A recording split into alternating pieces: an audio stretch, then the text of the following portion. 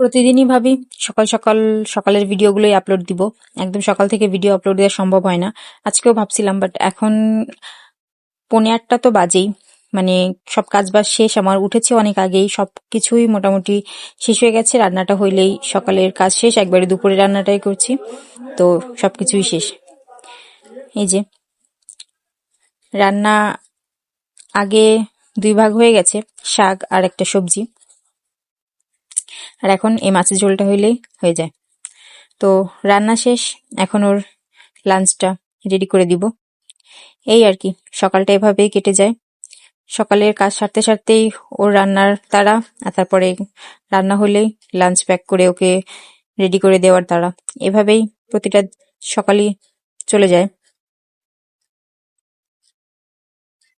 এই যে ওর লাঞ্চটা আগে প্যাক করে দিব, তারপরে ওর খাবারটাও রেডি করব।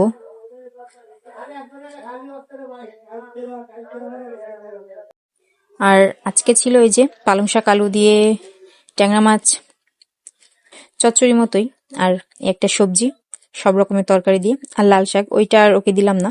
আর এই যে চা বসিয়েছি সবার জন্য।